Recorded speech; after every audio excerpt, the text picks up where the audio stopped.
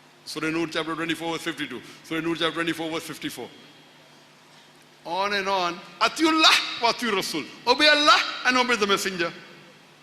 So Allah says obey Allah and obey the messenger. So how can you follow the Quran? How can you follow this part of the Quran? This part of the Quran you can only follow if you follow the hadith. So that's the reason you cannot practice Islam unless you follow both the Quran and the Sahih hadith. I know there are so-called pseudo-Muslims. And now, do you know how dangerous what he just said? He is saying the truth, by the way. You cannot be a Muslim without following both. But then, as long the hadith is not totally preserved, so how they say to us Islam and the word of Allah is preserved? It turned to be that the word of Allah is not only in the Quran. Because we just heard, you cannot follow Islam without both. So, the word of Allah is not only in the Quran, the word of Allah is in the hadith.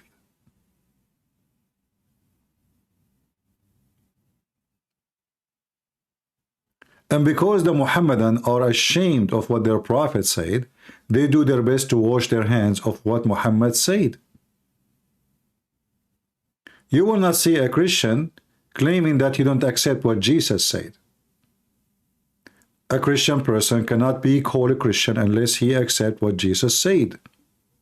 You will not find a Christian saying, oh, this statement of Jesus is da'if, which means weak. That is impossible, because it is our God words is preserved, not their God words. For Muslims are ashamed of their prophet. His act, his teaching, his words, his behavior is totally shameful. So what they do, they try to wash their hands from the shameful stories written by Muslims, collected by Muslims, preserved by Muslims about Muhammad.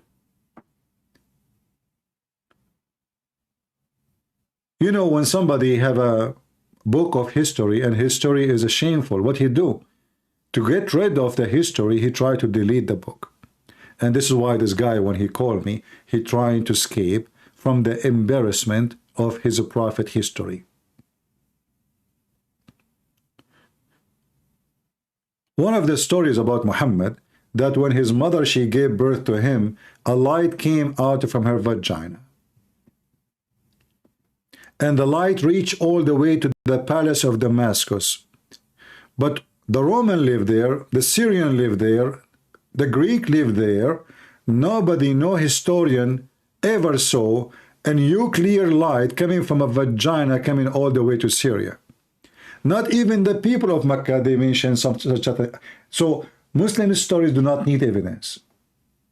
I mean, how a light come from a vagina of a woman, she is inside a bedroom, and then the light went all the way to the palace of Damascus. It looked like the vagina of Mother Muhammad. She missed her target. She should send the light to the Kaaba. And why all the way to Damascus? What about to Washington, D.C.? Isn't it going to be better if it goes all the way to the Viking?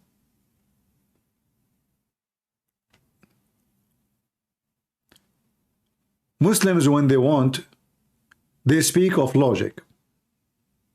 When they want, they don't want logic. They are against logic.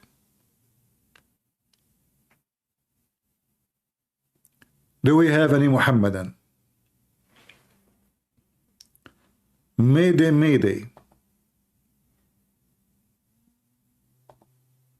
Anyone dare to call?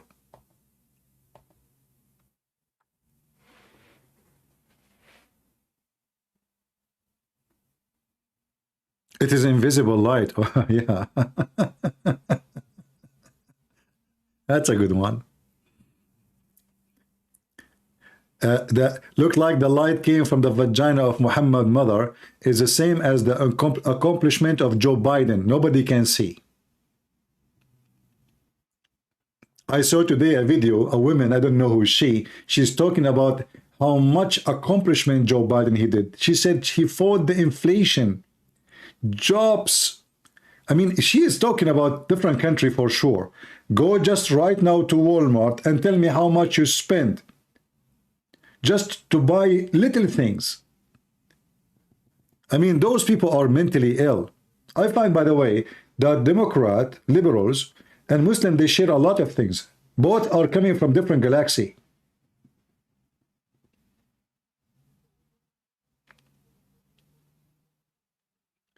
I saw a Joe Biden video saying that now the price of oil is even way better from the time of Trump. It's $3 less.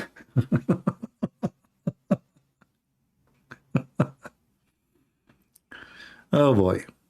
They share a lot of things. I mean, they lie non-stop.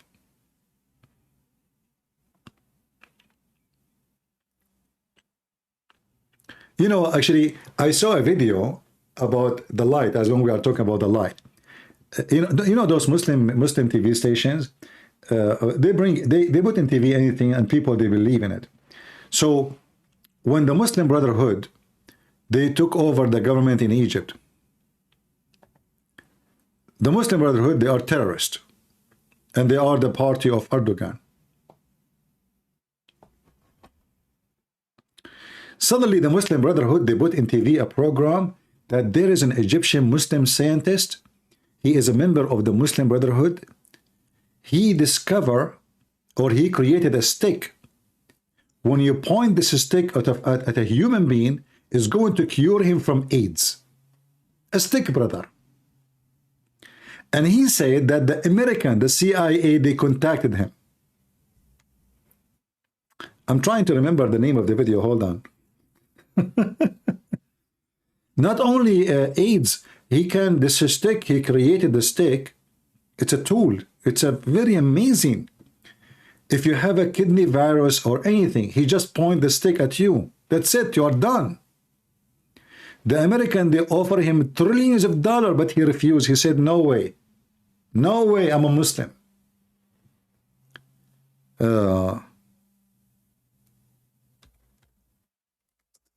Let me see.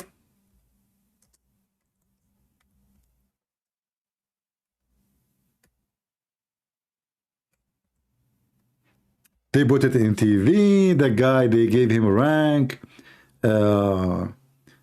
Muslims. And the funny is, I mean, how stupid you are. Don't people, they will come and say, okay, let us see, this guy have AIDS. You know, cure him. Go ahead.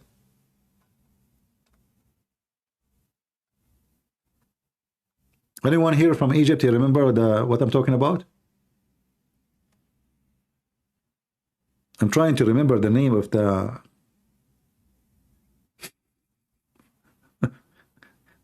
You just point the stick of the person. In the Muslim world, you can create any lie. Everything can go through as long as you are sponsored.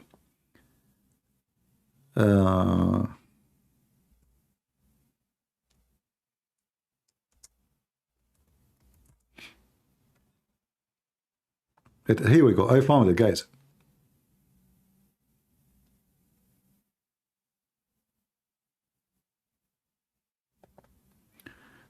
Brothers and sisters, let me introduce for you the big general brother who created the cure for AIDS, which is a stick and made in Egypt, brother. Look at this. I can translate even the page for you. Hold on. You can see the title.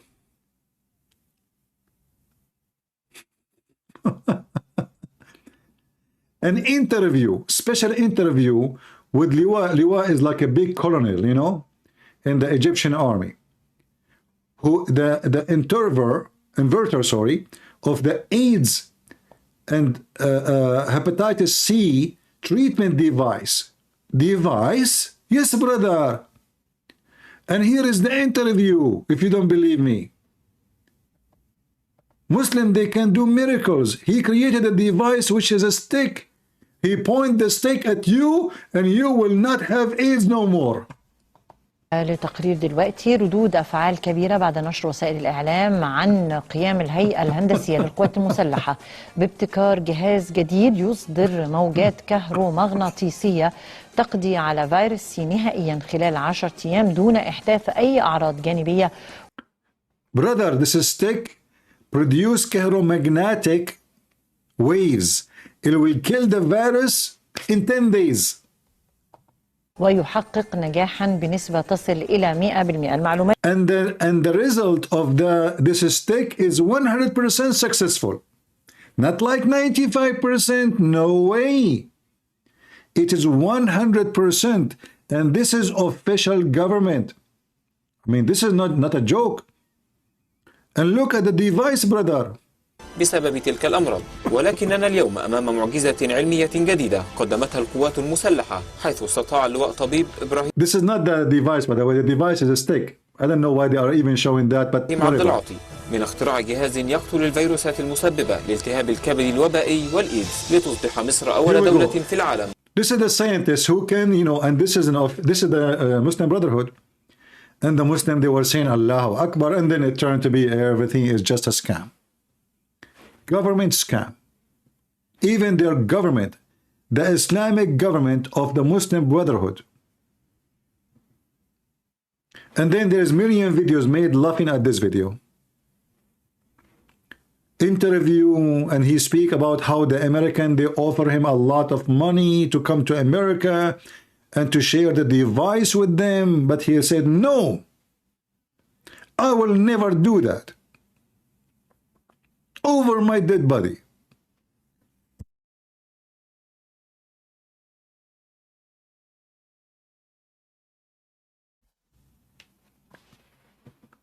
Oh boy. What a device. تقدم العلاج لهذين المرضين. منذ حوالي 15 شهر تقريبا كان تصميم جهاز العلاج. And look, this is official. Army, this is not, like this is somebody scamming people in the street. This is the government itself.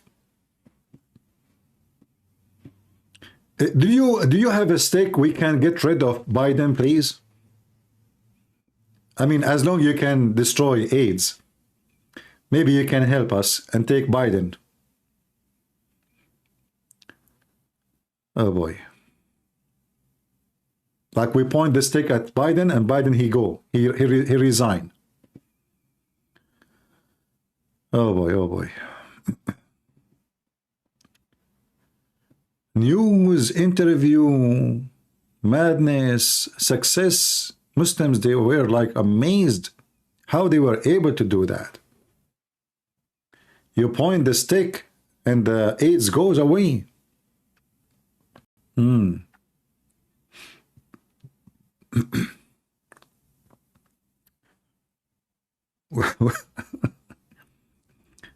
By the way, what is the stick? Hold on. Let me see if the video have the image of the stick. And here this guy is talking about the American, how the American tried to buy his innovation. مصري مسلم يكتشف فقالوا لا تنسى الكلمة دي وتاخد الشيك وتحطه لك في أي. The American, they said to him, the American, they heard that a Muslim Egyptian discovered this. They said to me, listen, just take the check and forget about this. Forget about Muslim and Egypt. Just give us the discovery, okay? Who the American did that? I mean, if this is their officials, $2 how much? 2 مليار دولار. They offer him $2 billion. $2 billion, brothers and sisters. But I refuse. They told me, forget about saying that you are a Muslim scientist and don't give this product to Egypt. وأنساه رفضت. قلت لهم اكتبوا عالم عربي مصري مسلم يكتشف. فقالوا لا. I told them, are you going to write that an Egyptian Muslim discovered this? They said, no, forget about it. تنسى الكلمة دي وتاخد الشيك وتحطه لك في أي دولة من دول العالم. Forget about being a Muslim or anything. Just take the check and we will put it for you in any bank in the world. $2 billion. قلت لهم طيب وماله، وسافرت وهربت وجيت على بلدي. And then I ran away and I came to Egypt, brother. True story. المخابرات حمتني هنا. The secret police here protect me. المخابرات خطفتني وحطتني هنا. بعد أن and look at the stick. Here we go. We found the stick. Guys, do you want to see the stick? You want to see this? Do you see the stick? This stick can destroy AIDS. Just point it at the person. Look, the guy is in the corner. He have AIDS. You point the stick at him, bingo. AIDS bye-bye. Bye-bye, bye-bye, bye-bye. You have hepatitis C, D, Phi, doesn't matter. Just point the stick. The stick, brother. استطاعت القوات المسلحة أن تبتكر جهازا يشير إلى المصاب بفيروس سي من بين مجموعة. And not only that, this machine can point at the one who have infection. Like it's going to follow you. Like the one you see stick for the water. من الأشخاص عام 2010 ها هي اليوم وبنفس آلية العمل تم اختراع الجهاز المعالج حيث يمر الدم المصاب داخل. Look at the stick. This is very. Aren't you worried that the Jews will see this stick and they will try to copy it from the video? Seriously. داخل الجهاز الذي ينتج موجات كهرومغناطيسية تقضي على الفيروس وتحوله إلى أحماض أمينية. The caromagnetic waves is coming from the stick will destroy the virus and will make it nothing. True story, yes, true story. Oh boy. And and they made big news about it, and the Muslims and the internet. And then the funny is, after all this noise, it turned to be, how stupid they are. People, they will line up in front of the hospital and they will notice, because especially in country like Egypt, the disease of like the kidney disease and those stuff are massive there. So you will have millions in the front of the hospitals. And then the first one, second one, third one, nobody is recovered. People will know in less than a week that this is a fraud. But this is how mental they are. It doesn't matter, they lie. Yeah, this is a horrible stick. الأمر الذي دفع وزارة الصحة لتجربة الجهاز على عينات من المرضى بعد تجريبه على الحيوان وبعد Look at this machine, guys. Guys, who want to get a stick like this? I have connection. Who want to get his first order? You know what? I'm going to choose like the one who come here always first. I'm going to open a clinic. I will call it the stick clinic. The magical stick. Oh, you know what? Let me call the owner of Amazon. I think he will prefer to sell this instead of Fire Stick. Who needs Fire Stick after now? This is way better.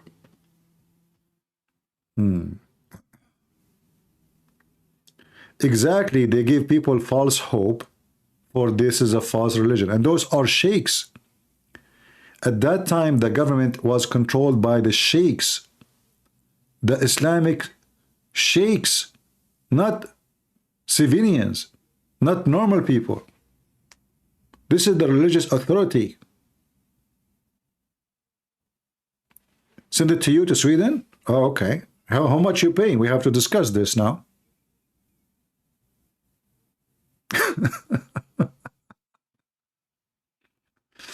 Anyway, guys, I see only 326 people give us a like, yet there's more than 1,000. I saw like in a certain point almost 1,300 watching, or even 1,500. But I see now, now I see 525. But still, less people are like, you know, more people watching, less people giving like. If you like what we do, give us like, so that will bring more people, especially now the channel here is new. More people will know about us. All right. Well, I think we have enough for today. Do we have a good time? I hope so. And as you see, me, myself, I like Rumble. What do you think, guys? What do you think? Isn't it better than YouTube? In the beginning, when you use Rumble first time, it's a little bit confusing, like, you know, because we are not used to it.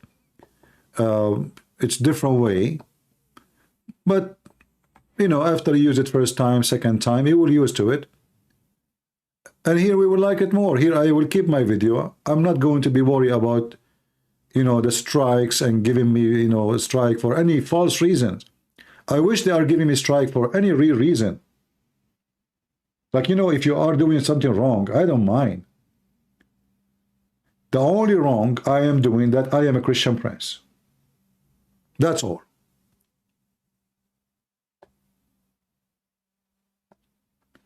And in fact, I don't know even why they allow me to go live again. I have no idea why. This is stupid, YouTube. They send me emails asking me to monetize my channel just before they stop me from going live. I ignored their first email, their second email, their third email. I don't want to monetize. I don't want to do business with them. I'm not doing business here.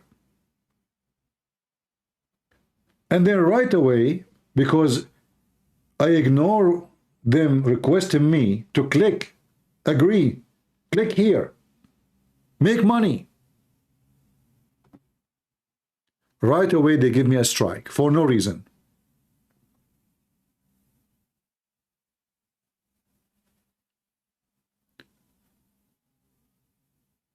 So tell your friends about where to find Christian Prince. Subscribe to our channel, share the link. We have a code you can scan or send it to your friends so they can scan it and join to find me easier. And I think here is way better. I'm sick of this YouTube. If they have little decency, I should have more than 1 million subscribers in YouTube by now. All those who, the names you know, they will not even exist when I was, you know, exposing Islam. And I don't want to be bragging about myself, but you know that the knowledge of all those, even those who speak against Islam, is not even 1% of what I know. Why only me, YouTube, keep deleting my channel? Because I am very harmful for the cult of Muhammad. As simple as that.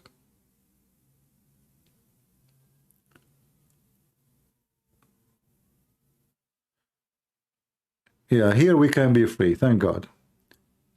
How do I get notification when you go live? Well, if you subscribe in Patreon, but you don't need to donate. If you make an account in Patreon, each time I post something in Patreon, you will receive an email from Patreon that the Christian Prince, he posts something. This is number one. Number two, I'm not too much familiar here how you will do that, but if you have an account, I think if you go to your account setting, I think there's an option where you can turn on your notification.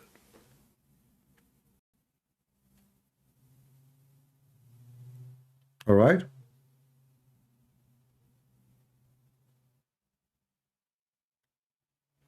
I'm sure there is a way.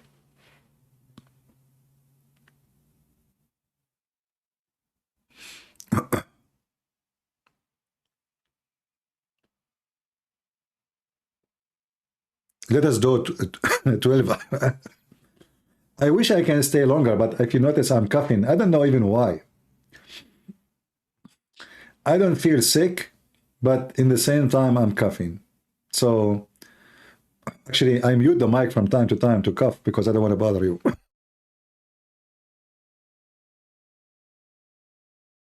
I just did. So I'm trying my best to stay with you as much. Like yesterday, I stayed here 6-7 hours, right? I really love to do what I am doing, to save people. Like, you know, isn't it lovely to see those Muslims calling and telling me that we left Islam, we are grateful for learning and knowing. It's wonderful.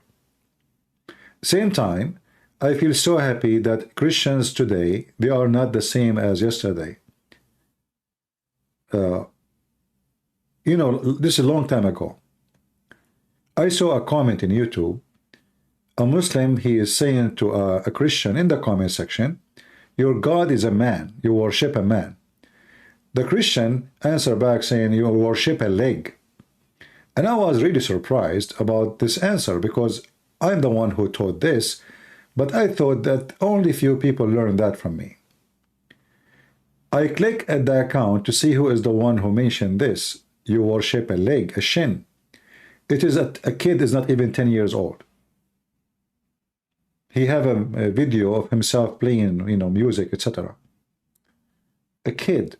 I was so happy to see as a Christian kid, he learned something to refute Muslims. They claim that we worship a man when their God is nothing but a shin. So we are I'm very happy to see more and more of you are very well educated, and you can not only refute Muslim, but you can defeat Islam with no mercy. You have a billion reasons now with reference and proofs and evidence explained to you very well in videos to defeat Islam. And I hope you share what you learn with your kids, because remember, your kids, they go to school, and those stupid liberals, they keep bringing Muslims. They just brought last year 100,000, just 100,000 from Afghanistan in less than a week. Imagine 100. This is the size of a city. So if your kids are not educated, they will be victims. And this will be your fault. I did my part. You better share with them. You better teach them. Don't wait until it's too late. The same, you need to talk to your kids about diseases, about sexuality, about not to sleep around, about ethic. You need to talk to them about all the cults around you. Those are even more dangerous of those things. There's no more dangerous than there's two things can kill your child. Joining a filthy, violent cult or taking drugs. Those both, they cause death. And both of them, they are drugs. One, he drug your kid by telling him if he kills somebody, he will go to heaven and he will become a pervert. The other one is giving physical drugs. Destroy the brain of your child, destroying his future, and make him just a zombie. So we have to educate our generations, the young ones, so they cannot be victim. Otherwise, it's going to be too late. It's very important. And by the way, I will try to make in this channel different topics. Like one of you, he asked me about tattoo. I said tattoo, tattoo. So I answered him. I said, why in the world do you want to have tattoo in your body? So maybe I will make a video about it, like a special program about tattoo, so we can explain things, I believe, and this is my own personal belief, that I start putting pictures and images and drawing and etc. on my skin only when I am empty. Only if my brain is empty. I'm seeking attention. I don't like myself. I think by putting those things, I will get more attention and I will look better. I believe that this is something bad things you do to yourself.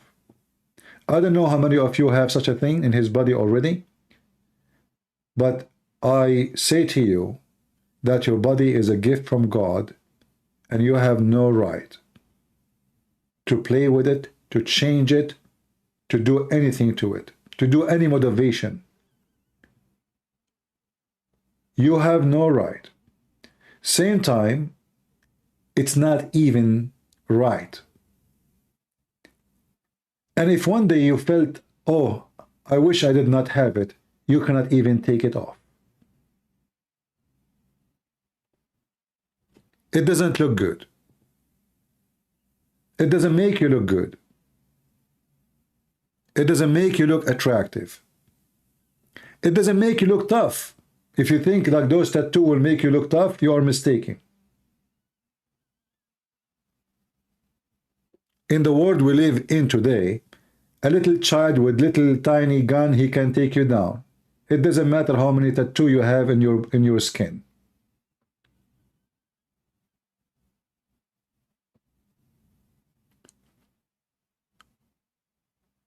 We have to be vigilant, we have to be smart, we have to think before we do things, why we do it, and why we need to do it.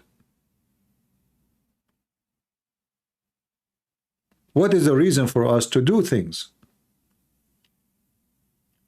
If there is no good reason to do things, then we should not do it.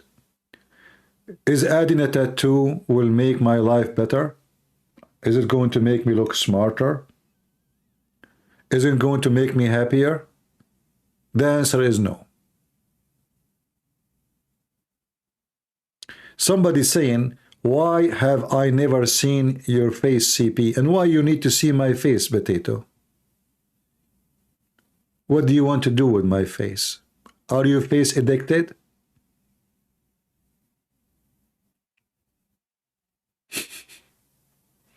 I don't like to show my face. Do you have a problem? Don't come here. Go to different place where people show their face, or maybe show their ass.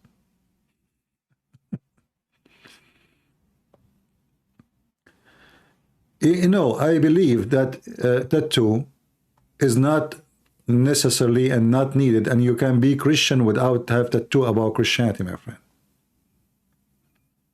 You do not need it. I do not need to have a cross tattoo on my arm to be Christian. Like, I understand that this is, let us say, better than other tattoo, but still it is not right.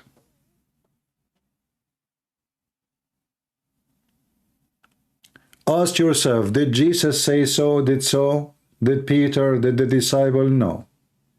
So why you do it? God gave me my body clear and clean. So I have a duty to give back to him what he gave me. As it is. I have no right to change it. You are borrowing your body. You don't own it.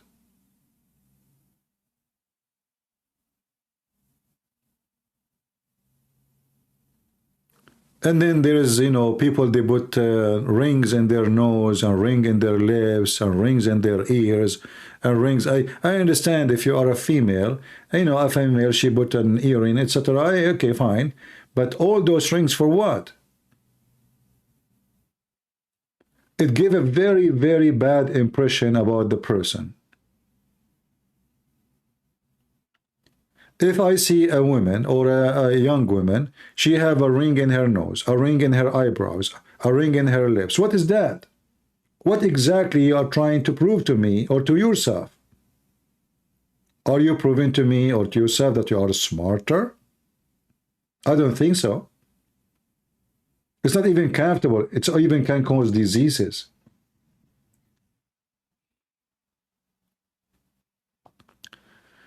So, I don't want to tell people what to do, what not to do. This is your business. But I'm just sharing my opinion. And I believe all those things, anything we add to our body is wrong. Anything. And me, myself, the second I see, if you know, if you come to me and you want to shake hands with me and you have tons of rings in your nose and your, you know, I will avoid you. Honestly, I will avoid you. You just gave me a wrong impression about yourself.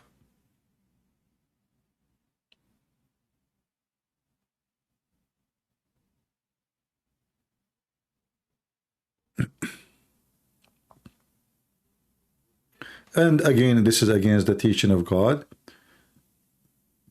And this is not, you know, not right.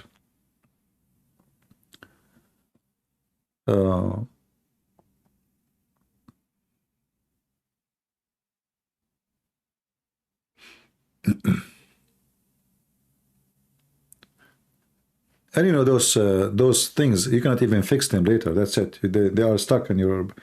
You make a hole, the hole will be there. You make a tattoo, that tattoo will. And not only that, you know, some of them they are even badly made, and the ink even very bad quality, and by time is going to look so ugly, so stupid. But I can say, you know, people they have their own. People are lost. For me, I see tattoo is a sign of being lost.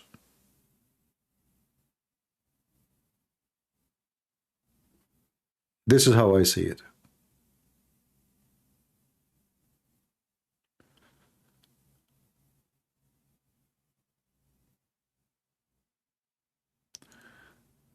Yeah, you see, you got your tattoo when you are 18, but now, do you like you to have tattoo, or you change your mind? You know, for me, I ask myself, why I want to have it? What for? What is the point exactly? What that will do to me?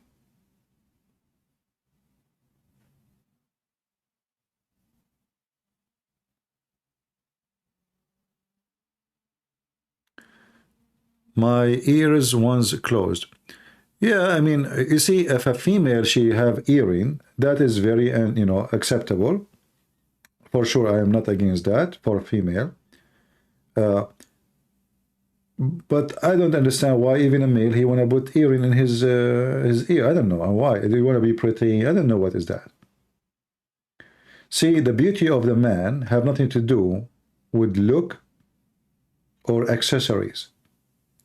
The beauty of the man is to be a man, protecting his family, providing, decent, loving, giving. That what make you handsome. Is not your hairstyle, is not a ring in your hand, is not a necklace around your neck, is not having a tattoo, none of those. People will love you for you deserve to be loved, for you are a good person to them. Who care about your necklace or your tattoo?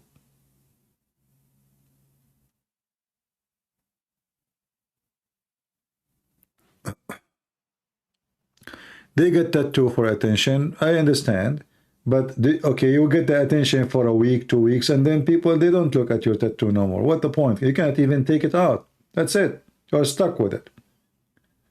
I mean, sometimes I saw people, you know, it's really scary. The whole body is covered by tattoo. They look like a lizard.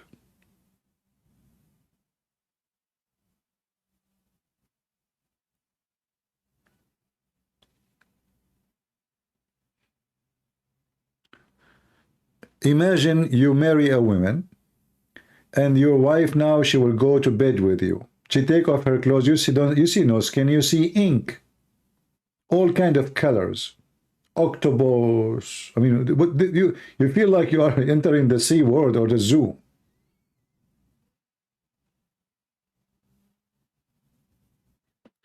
The Bible says at the end of the time, Euphrates River will dry up. Isn't it drying up now? No, it's not. What you see right now, that Euphrates River in Syria and in Iraq is drying up because the Turkish, they built a dam to hold the water. So still there is a water on the river, and because the Turkish, you know, their evil act as always to hurt their neighbors, they steal everything, and their neighbors are weak countries. They cannot go at war with them for such an act. They steal all the water. But the river, the Euphrates River is not dry yet. It have less water, yes, but it's still running, and the Turkish, they are holding the water behind the dams.